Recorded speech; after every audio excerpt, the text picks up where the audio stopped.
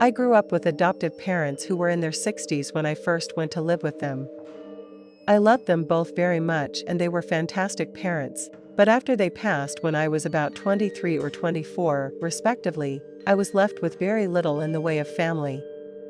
I'd occasionally get invited to a friend or a colleague's place for Christmas, but I quickly learned not to rely on anyone else's charity. There were years when, for whatever reason, I didn't get an invite anywhere, so then instead of just staying home and feeling sorry for myself, I decided that it was up to me, and me alone, to make Christmas time special. Some years I'd just order Chinese or Indian food and partake in the Lord of the Rings marathons, but others I'd start looking at travel brochures around September or October and pick out a holiday-themed travel destination for a bit of a solo holiday.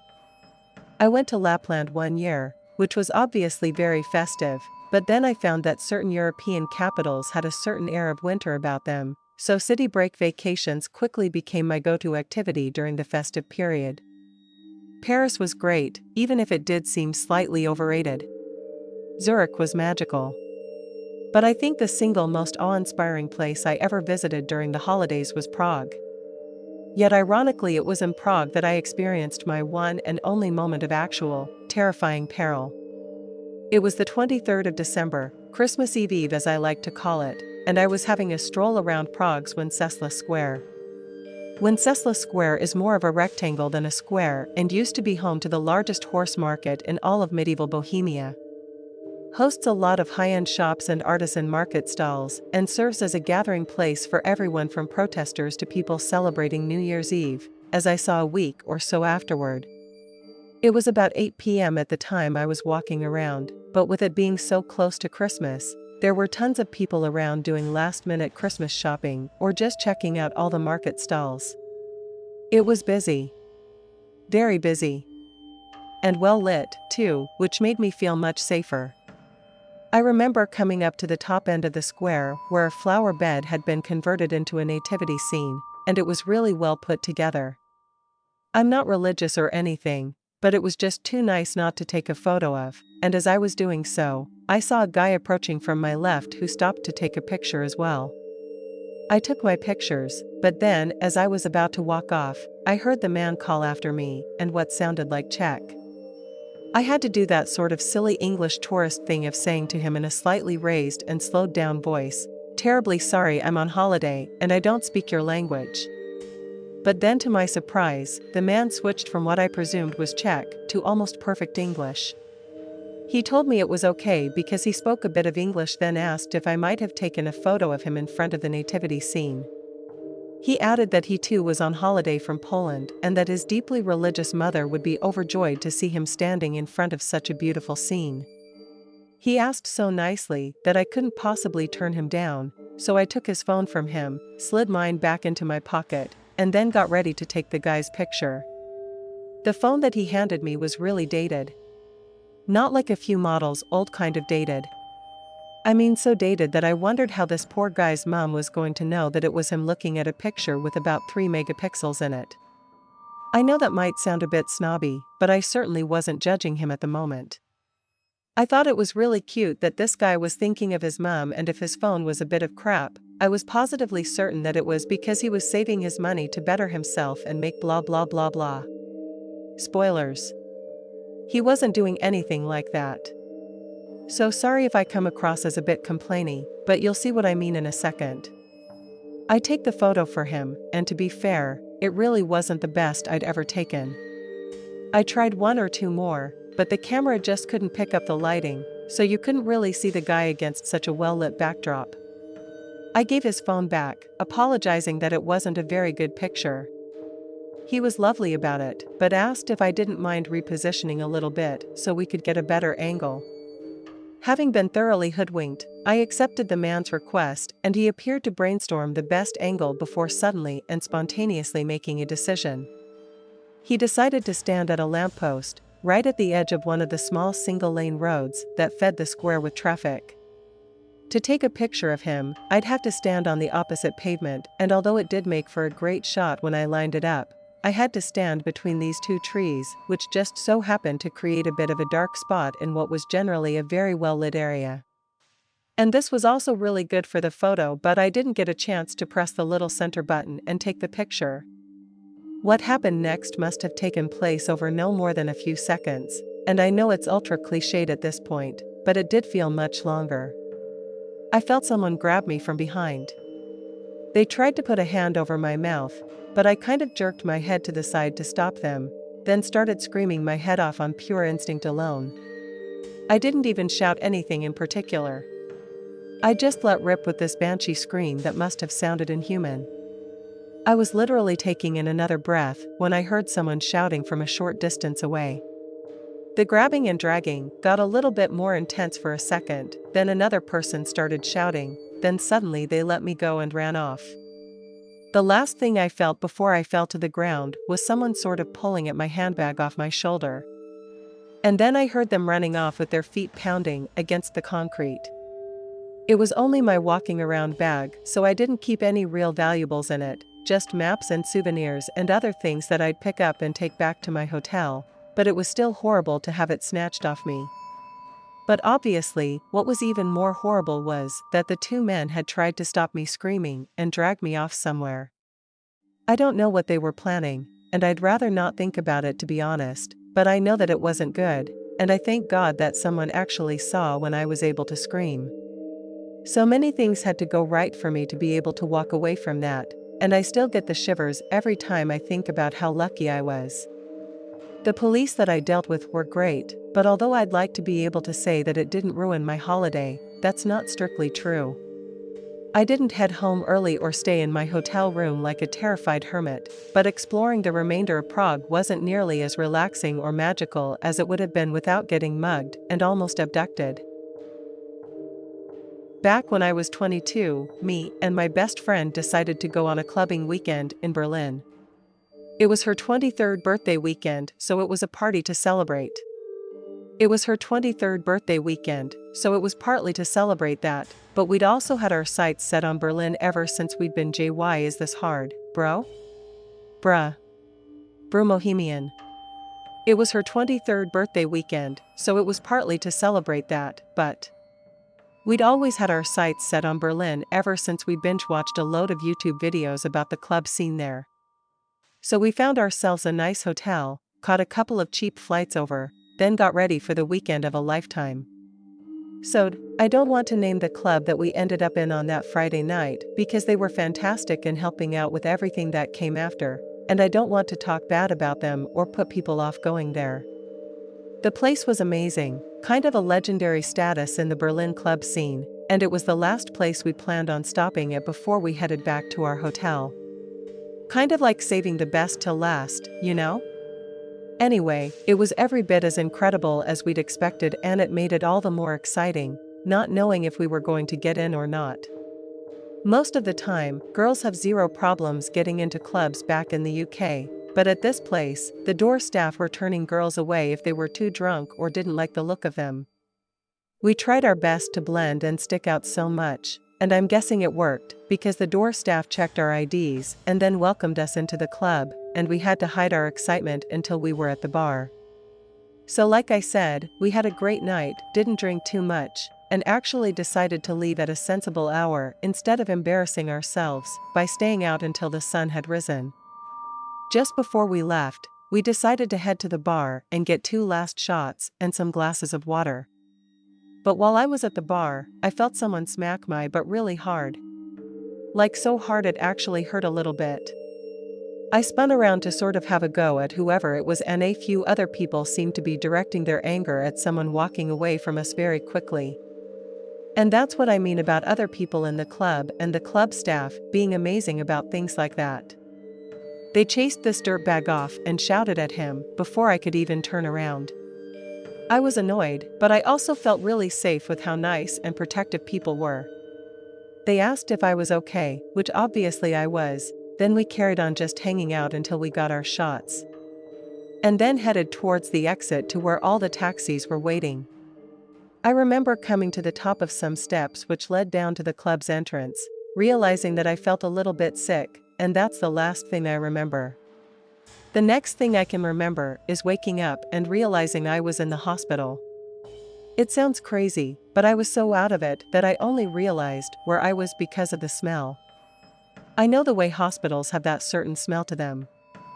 I think it's probably all the disinfectant, but I know I was in a hospital before I could properly open my eyes to see that I was, if that kind of makes sense. My only question when I finally was able to speak was, how did I get here? Because that's what had me panicking the most. I had no idea what had happened, no idea where my friend was or if she'd been hurt too. The nurses noticed that I was getting agitated and both of them spoke really good English to explain that I'd been brought in on an ambulance after collapsing in a nightclub. I couldn't believe it. I remember feeling a bit sick, but nowhere near ready to collapse. I asked where my friend was, and I was told that she was in the hospital's waiting area, and that she'd be informed that I'd woken up. I wouldn't be able to see her for a while, as the hospital wanted to keep me in for 24 more hours of monitoring, but she'd be informed that I'd woken up, and I'd be able to take calls from her once I was moved out to their ICU. Obviously. This was all quite scary for me, but other than feeling really woozy and a bit sick, I felt okay. I mean, it could have been worse, right? Well, it did get worse, because at one point, one of the nice nurses came into the room with a weird request for me. She asked if I could roll over onto my side and take a look at my bare bum. Then, when I asked why, she told me something so horrible that it makes my skin crawl to think about even today. She told me how, that night, the hospital had received a few other girls who had been brought in after collapsing in nightclubs. Each and every one of them had the same symptoms, and every one of them had an injection mark right on their bum. I remember being completely horrified as I rolled over and the nurse did the inspection. I've always been scared of needles, and the idea that I'd been stabbed and injected somehow was just horrible beyond words. While I was lying there, I remember that smack on the bum. It had hurt, but not so much that I thought some kind of needle had been used. And how could someone have used a needle on me so quick, without anyone even noticing? It sounds crazy, but I honestly didn't think the same thing that happened to those girls had happened to me. But it had. Because there was an injection mark on my backside and the nurse found it. I remember being in a bit of a shock for a while. And I was just really quiet when the nurses came in to check something with my breathing. Apparently, when I first got to the hospital, I was unconscious, but gasping for air, so the nurses were worried that whatever I'd been given was having an effect on my breathing. They did a little scan after sticking some weird stickers on my chest, which was really frightening because I thought that they might find something wrong with me, but they didn't, and that was a massive relief. It was only when I was told that everything looked okay that I might even be released a little bit earlier than expected. It was only then when I actually saw the light at the end of the tunnel that I felt myself breaking down and crying. It was everything spilling out at once. All the fear, all the anger, all the worry, and all the relief. I kept apologizing for ugly crying, but the nurses were all amazing and kept comforting me and telling me everything was okay. And not long after that, I was moved into a different room where I was allowed to use my phone, and with the curtains drawn around my bed, I had another tearful conversation, but that time with my friend who was still in the hospital waiting area. I told her about being kept in overnight and throughout the following day, and told her that I'd keep her updated as much as possible. After that, one of the nurses told me that I should try and get some rest, and as much as I thought I'd never be able to get to sleep, I must have drifted off pretty quickly. Some German police officers had come to talk to me, so I told them everything that had happened. I couldn't give them a great description of the person who I thought had injected me, but that didn't matter because the club's security cameras had the guy on camera at a load of different angles. And with everyone's IDs being scanned on the way into the club, the police were able to get hold of the guy's details very quickly. And this is where I want to talk a little bit about the club too, and why I don't want to name them. Once I was back in our hotel room, I got a call from the club's manager, who took the time to tell me how sorry he was that I'd had such a terrible experience.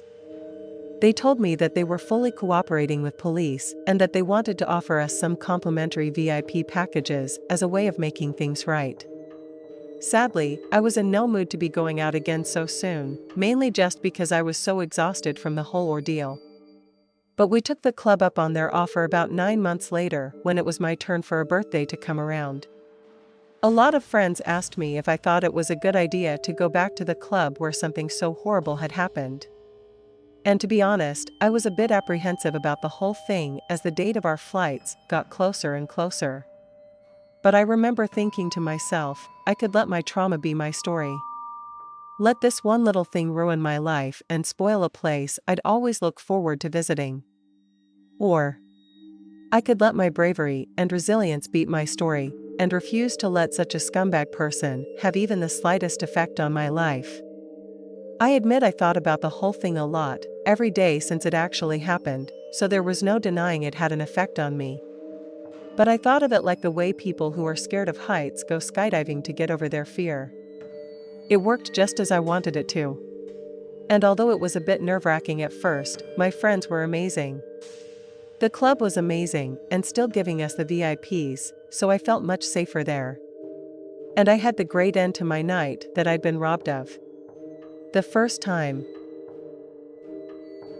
Many years ago now, a few months after I graduated from university, I did some soul-searching around India, and during my travels, I happened to catch a boat over to Sri Lanka on a bit of a whim.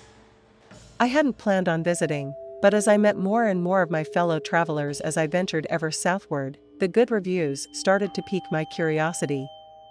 I'd made my way from New Delhi to Mumbai, then down the western coast through Goa, before I finally ended up in Kerala in the far south.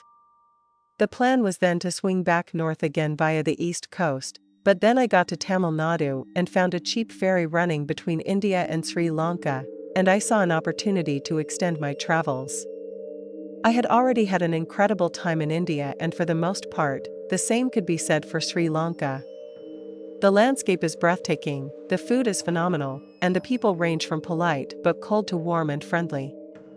I very rarely saw anything that worried, startled, or frightened me, but the few times I did, they were on a completely different level than the kind of stuff that you might see back in New Zealand. In India, I saw a young bull elephant almost attack a Danish tourist who decided to get out of the jeep to get a selfie with it. I swear, it's almost like people think that because they're on vacation, they're not in the real world. A lot of the time, such foolishness springs out of a bottle, but not all the time. And it's like they think that if they get hurt or arrested or whatever, they'll just wake back up in their country of origin like they're getting pulled out of the Matrix or something. I learned very on in my travels to never act like that. In fact, because of the quality of healthcare being much lower than back home, I learned to exercise even more caution over things than I would back there. And a very illustrative example of this would be the argument that I saw unfolding at the side of the road one day. I was walking alone on Long Coastal Road in the country's southwest when some commotion attracted my attention.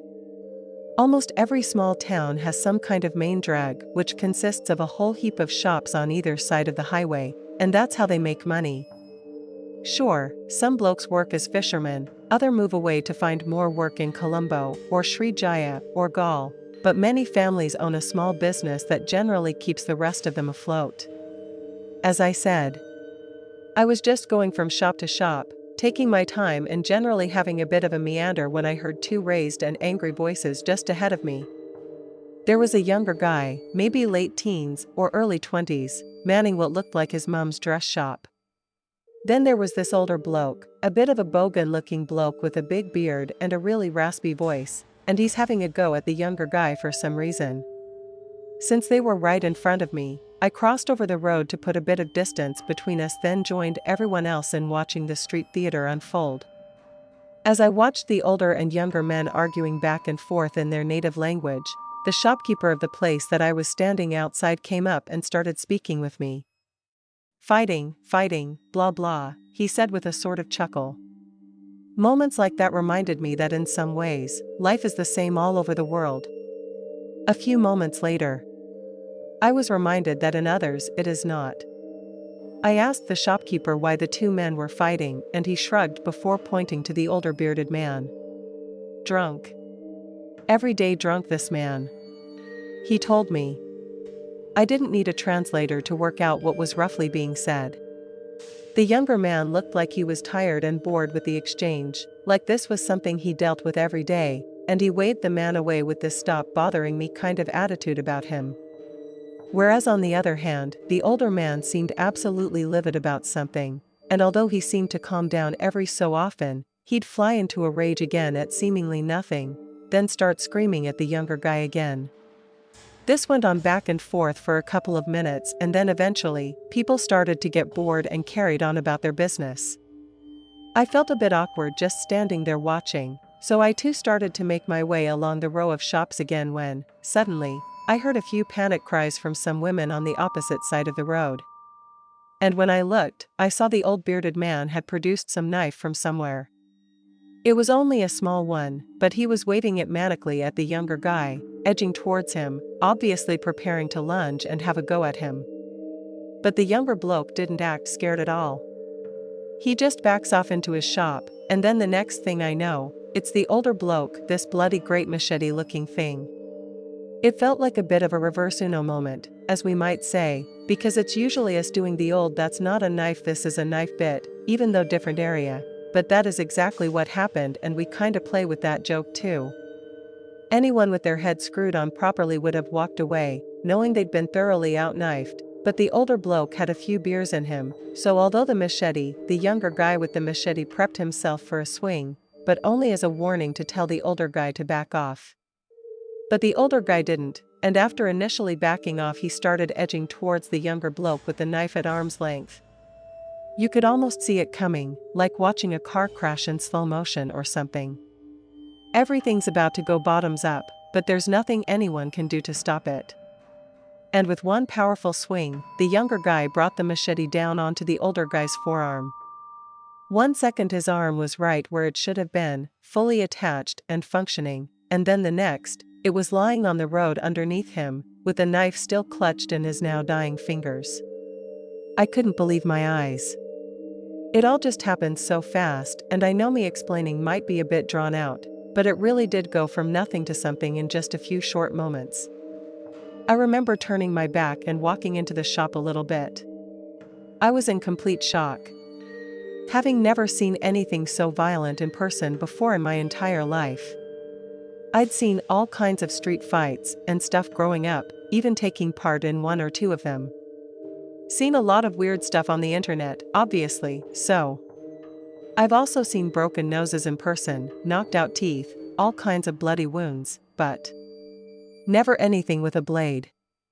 And never an instant amputation like that. So as you can imagine, the whole thing just hit completely different for me. What drew my attention again were the guy's screams, and I turned back around to see that a handful of bystanders were now trying to intervene.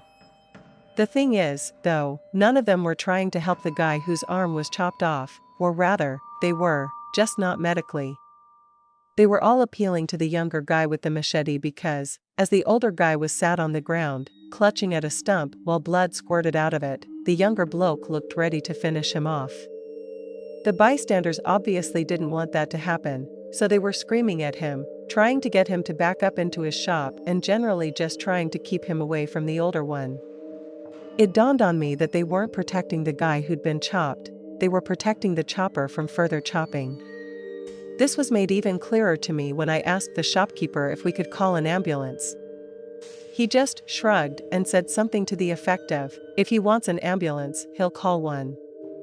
This guy didn't care at all. And in one sense I can understand that the older drunk guy was probably a royal pain in the butt, and everyone probably thought he'd gotten his comeuppance, you know. But at the same time, there's not liking a bloke because he starts fights, and there's letting a man bleed to death in the middle of the street. I was watching tuk-tuks and lorries literally slow down and swerve around the guy in the road like he was nothing but some sort of annoyance. The odd one would slow down so much that they could rubberneck and GOP at the armless guy in the massive pool of blood next to him, but no one stopped to help. And in the end, I had to walk up and down the shops until I found someone who was on the phone, and when I asked ambulance they just nodded. And by the time the ambulance had turned up, the guy was just lying in the road, gray and clammy, looking like he probably wasn't going to make it. It was the worst thing I'd ever seen in my life. Watching this guy just leaking blood until there wasn't enough to keep him up anymore. And the paramedics were fantastic and acted with all the urgency that you would expect them to. But if I had to put a couple of pineapples on it going either way, I bet on the guy having not made it to the hospital in time. A lot of people would have asked me why I just didn't walk away when I say how terrible it was. Some ask it with compassion, and others are like, it was none of your business to begin with kind of attitude, but the answer's always the same. Walking away from a situation like that seemed an even worse scumbag move than taking photos or something. I know it wasn't a situation that I should have interjected myself in, and I didn't. I just watched it happen, which I feel really guilty about as it is. But if I hadn't seen this guy at least getting some kind of medical attention, I wouldn't have been able to live with myself. I was planning on calling the paramedics myself if no one else was. Even if they hated him for being a pain in the butt, even if he'd hurt someone before and the locals just saw it as karma or payback or what have you, no one deserves to just bleed to death in the road like that, not just for being a pain anyway.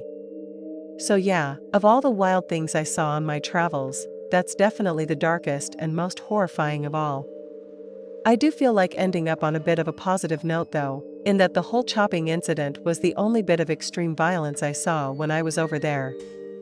This isn't an indictment against Indians or Sri Lankans on the whole, who are very nice people for the most part, but I was still very shocked at how casually some of them reacted to something so violent.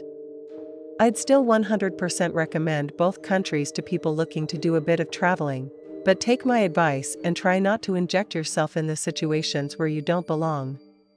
You'll stay much healthier that way, both in body and in mind. Back when I was 19, me and an old mate of mine was traveling around Southeast Asia, and week 3 involved flying through Chiang Mai in Thailand to Vietnam's Ho Chi Minh City. But this wasn't exactly the Vietnam that people know today. This was Vietnam in 1997, just a few months after the country first opened up to foreign tourists. That was the only reason it popped up on our radar, as it seemed like quite a novelty to be some of the first tourists to be able to walk around freely.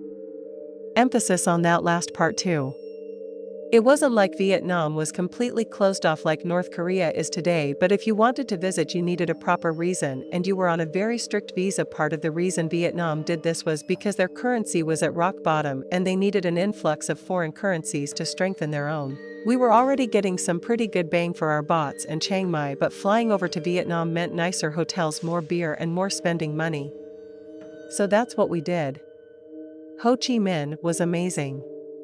They had all the same vibes of Bangkok and Chiang Mai, but the difference was that the French had a massive influence on certain parts of Vietnamese cuisine. These days, things like banh mi and banh cun are quite well known to Westerners, and pho seems to have reached every major city on the planet. But back then, me and my old mate Simon had no idea what we were looking at. Thai food was delicious, and a lot of it is very similar to Vietnamese food, but then seeing baguettes, pastries, and all sorts of other Viet takes on French food, we felt like we'd hit the food fusion jackpot. That, and it was also so bloody cheap. We just couldn't believe our luck, and for a few days, we were convinced that we made the right decision to skew our plans and just kind of be spontaneous. Cut to a few nights later, and me and Simon are having a few beers in this bar that we'd found. The owner spoke a tiny bit of English, but a lot more French, and since neither me or Simon spoke Vietnamese, we could get by on this kind of weird Franglish as we sort of developed as we went. We were first drawn to the place when, after a few beers, the owner started fiddling around with something behind the bar. Then, all of a sudden, the TV behind the bar went from local telly to showing Premier League football highlights. We had an idea that it wasn't strictly legal, and that this bar was a little bit dodgy, but the beer was cheap and the food was great, so we didn't mind too much at all. So on the night in question, we're having a few beers when the guy behind the bar asks if we smoke. We did from time to time, but only when we were hammered, and we weren't nearly that drunk just yet, so when he'd offered us to sell a few smokes for very, very cheap, we politely declined. But then he starts asking if we smoke ganja. And since we most definitely partook at that point in our lives, we told him yes. He then tells us, in so many words, that he knows a guy who can get his hands on some ganja for us at a very good price. Naturally, we were a bit nervous, as we didn't know how safe it was to pick up in a place like Ho Chi Minh. Southern Thailand was really easygoing, and if you kept to certain areas, then the police wouldn't tend to bother you.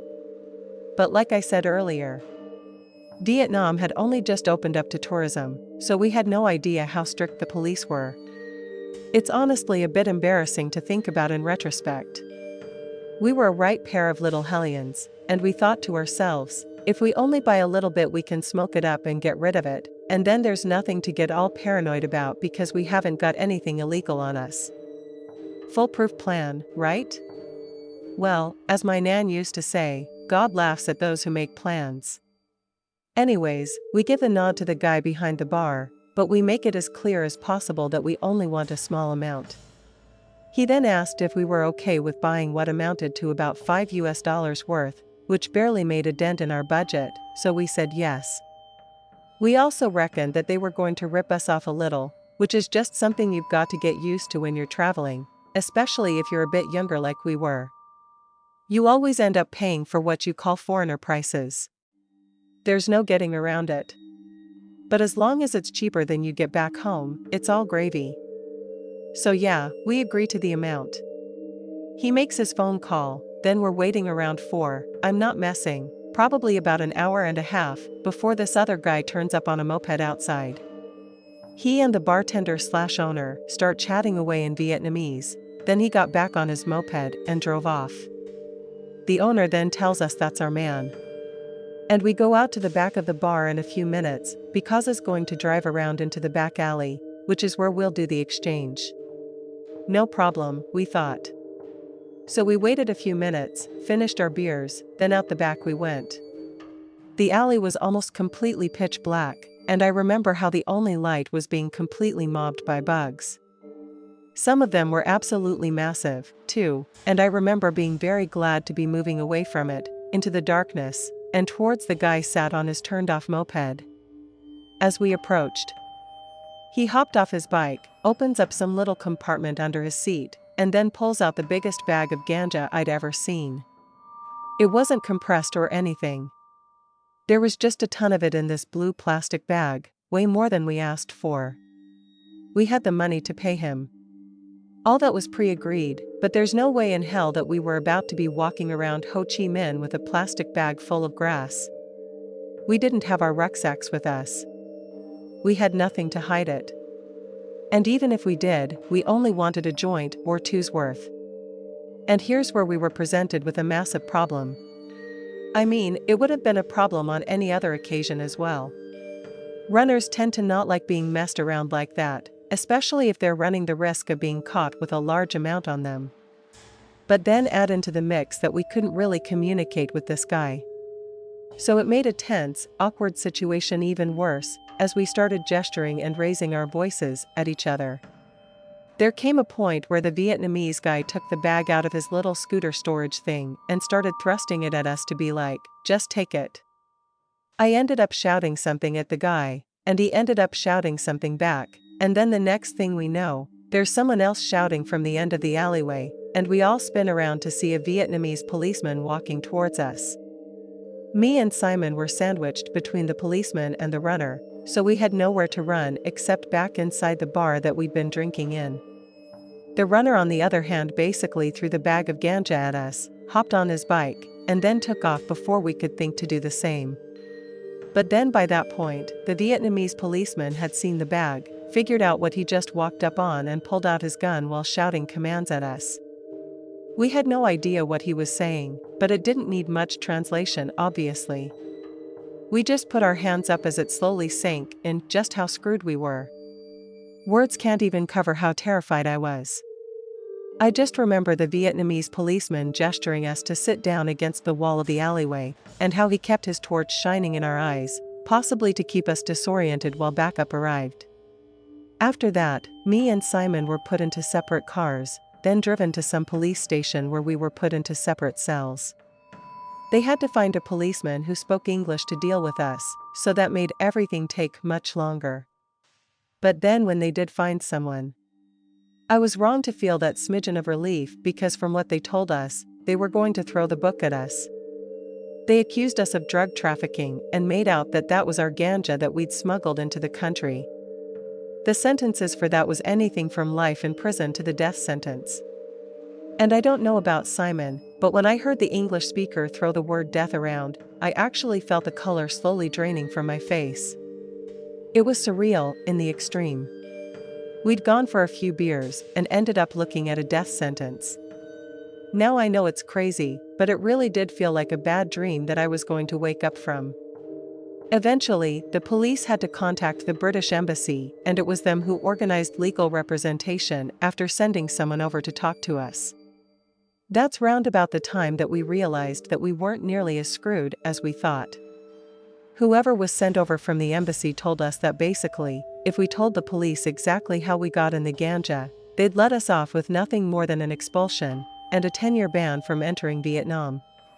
As you can imagine, we jumped at the chance, and although I've felt varying degrees of guilt over the years, I still feel a bit bad for the bar owner for grassing him up.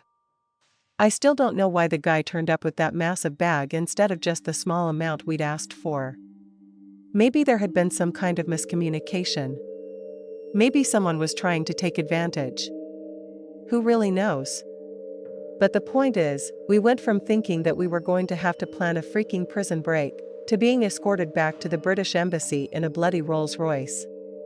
Like I said, it was very surreal, and this all happened over the course of about 12 hours too, so it was a complete roller coaster of emotions.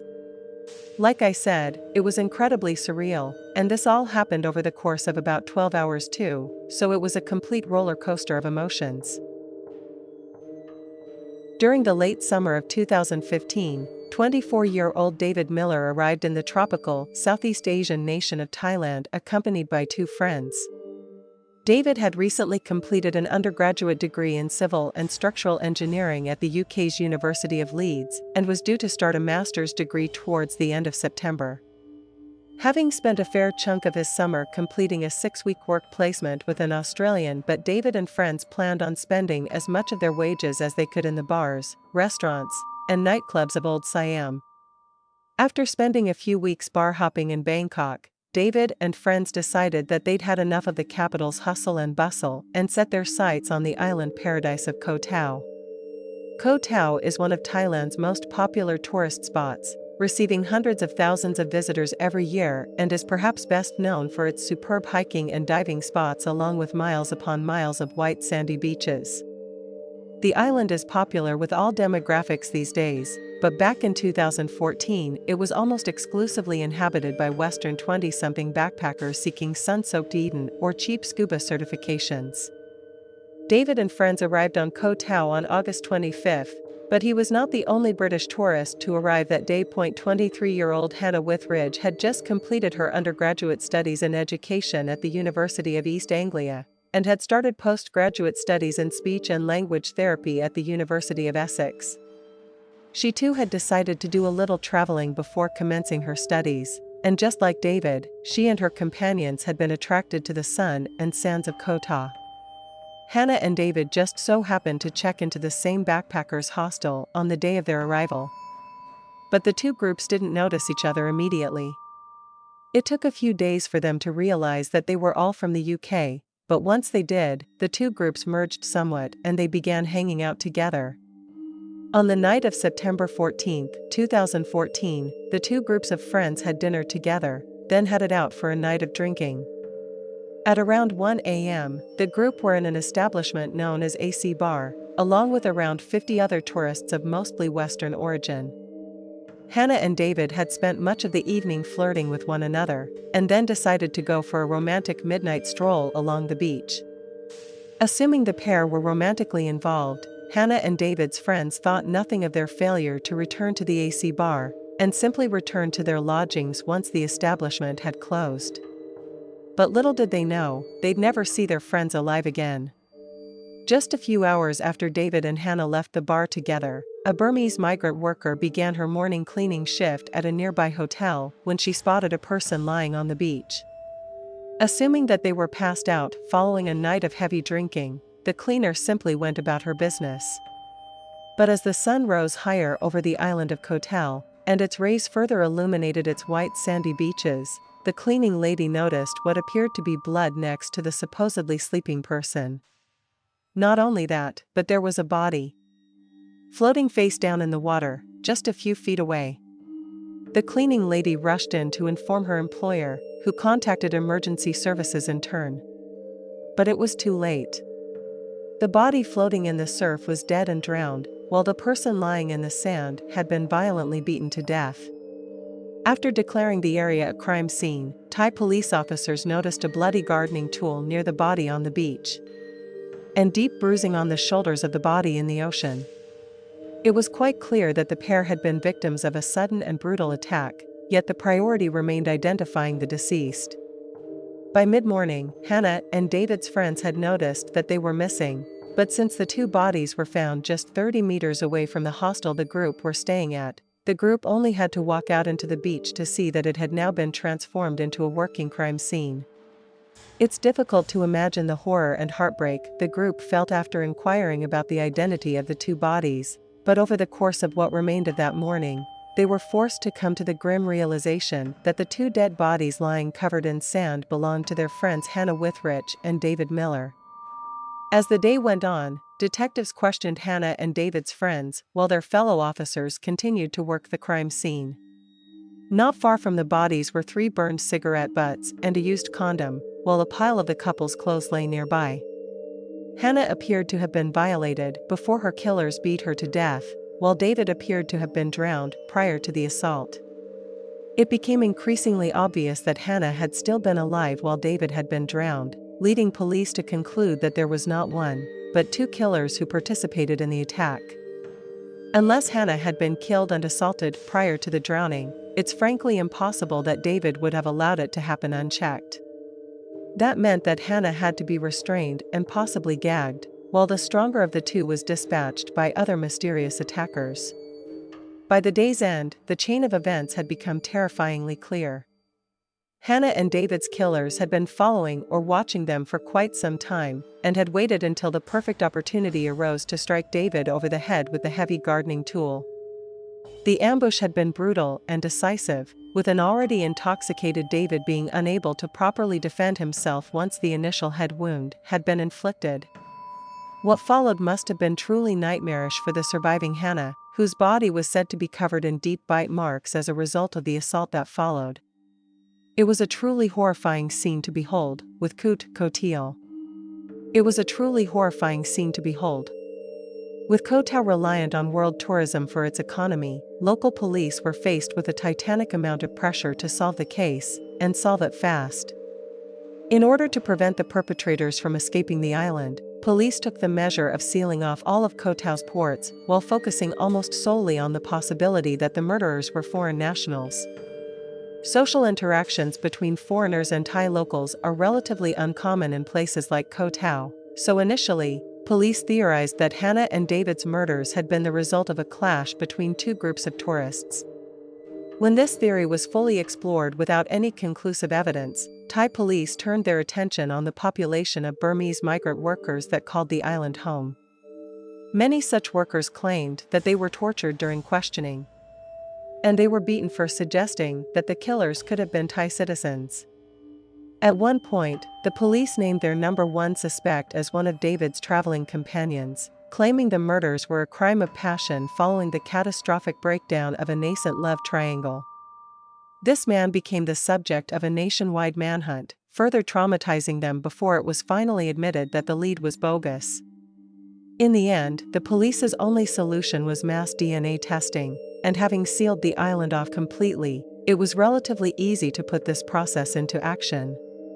While police awaited the results of the DNA tests, they set about studying a collection of camera footage taken from various local stores and businesses on the night of the murders. Almost immediately, police noticed 3 individuals who visited an area 7 to 11 before continuing towards Eerie Beach and the site of the murders. Police observed the 3 men purchasing beer and cigarettes with the brand of cigarettes matching those found at the crime scene. Security camera footage from a bar near the crime scene then showed the men running away from the area through what police believed to be a kind of shortcut. Between this majority significant detail and the cigarettes matching those found at the scene of the crime, police zeroed in on the suspects until one of the men was identified as a Burmese migrant worker by the name of Mau Mau. Once he was tracked down and taken into custody, Mau Mau told police officers that he'd separated from his two companions before the murder had occurred, and had returned home later that morning to find them both asleep. Mau Mau seemed genuinely horrified by the suggestion that his two friends were David and Hannah's killers, and fully cooperated with the police during the course of their apprehension. The following day, police tracked down Jia Lin, another Burmese migrant worker, and the first of their two suspects. After a lengthy interrogation, 22-year-old Jia Lin maintained his innocence, but gave up the name and location of his fellow suspect. 22-year-old Wei Piu was said to have escaped Koh Tao by boat just the previous night, and since Thai police had forbid anyone not cleared as a suspect from leaving the island, this escape was tantamount to an admission of guilt. He was later found hiding on the very same boat, swiftly being taken into custody. After reaching out to the Burmese government, Thai police were able to confirm that the two men were hospitality workers from the Burmese coastal state of Rakhine. Neither man had any kind of criminal record, but both were found to have been working in Thailand illegally. Once both men had been detained and each of their stories could be cross-examined in unison, Thai police subjected the pair to their harshest within 24 hours. Both men had given up trying to conceal their guilt, with each making full and frank confessions of their culpability in David and Hannah's murders. One of the men stated that after coming across David and Hannah kissing on the beach, they'd been overwhelmed with desire, and decided to commit the act. This despicable admission was backed up by the fact that DNA taken from the crime scene matched the sequences of both YPO and Zalin. David Miller smashed up cell phone from Zalin's bedroom, despite previous media reports that the phone had already been handed in to the police by a member of the public. It seemed as if the Thai police had caught their killers, but a visit from a Burmese consular lawyer preceded a shocking twist in the tale. Trial, oh my god. It's like every little fucking thing. Just to get past one cock, it seemed as if the Thai police had caught their killers, but a visit from a Burmese consular lawyer preceded a shocking twist in the trial. As Burmese citizens, the two men were entitled to seek legal guidance from a Burmese lawyer whose fees were paid by the country's government. The Thais had also extracted their confessions and saw no reason to withhold their prisoners' diplomatic rights. Yet immediately following the visit from their compatriot attorney, retracted their confessions and made a series of shocking claims. The men claimed their confessions were made under serious duress and that in order to obtain them, Thai police have subjected them to sustained periods of torture. Jia Lin claimed to have been beaten, electrocuted, and left in a cold storage unit for hours at a time. Well, YPO asserted that he'd suffered through mock executions in addition to similarly brutal beatings and torture. These claims were followed by a complete retraction of their confessions, and while Thai police vehemently denied the allegations, they refused to meet with officials from the country's Human Rights Commission. The Thai police saw the attempt to provide legal aid to the two men as a kind of diplomatic jailbreak, and much to the displeasure of the Thai press, they began deliberately frustrating the defense team's attempts to advise and consult with their clients. If the Burmese weren't going to play fair, neither were the Thais. And in December of 2014, Jia Lin and YPO were charged with a handful of very serious offenses. The trial commenced on July 8 of 2015 and lasted a grand total of 18 days. Direct quotations from the trials are unavailable as the judge did not permit the public to take notes. This drew the attention of several governments and NGOs, including Amnesty International and the UK's Foreign, Commonwealth and Development Office. The resulting pressure meant the trial was observed by a number of impartial correspondents, each of whom shared their doubts at the legitimacy of the proceedings. This is in spite of the DNA evidence connecting the two men to the crime, as well as the two signed confessions they gave while in police custody. However, just 2 days into the trial, the court heard DNA on the murder weapon did not match those of the defendants. International human rights groups then claimed that the DNA analysis in the case was not subject to independent oversight or verification, and that this brought the entire judicial process into disrepute. According to them, the Thais wanted quick convictions to prevent the number of tourists from dropping off, and they didn't give a damn who they had to frame in the process. Despite such heavy international scrutiny, Zhao Lin and YPO were found guilty of murder on Christmas Eve of 2015, and in line with Thai law, each was sentenced to death. By this point, the families of David and Hannah had caught mind of this potential miscarriage of justice, and made several appeals to the Thai government for clemency. Attempts to appeal in 2017 were unsuccessful, and the sentences of Zhao Lin and YPO were upheld. Once again, police claimed their evidence was clear, credible, detailed, and dismissed the concerns of international human rights charities. Thankfully, the men's death sentences were commuted in August of 2020 as part of the Thai king's birthday celebrations, and their punishment was reduced to life imprisonment. The decision was greeted with relief from David Miller's family, who were understandably terrified that two innocent men might be executed while the Real killers walk free. The investigation into David and Hannah's murders, as well as the way in which the suspects were prosecuted, is one of the most convoluted ever covered on this channel. What should have been a relatively simple process became embroiled in diplomatic warfare, economic policy, and brutal human rights abuses. It's unclear if Zhao Lin or Wai Piao will ever be fully exonerated, or if the true killers will ever be caught. But what is clear, terrifyingly so, is that two young people went off on the adventure of a lifetime, looking for fun, romance, and memories. But in a place so commonly associated with paradise on earth, all they found was death.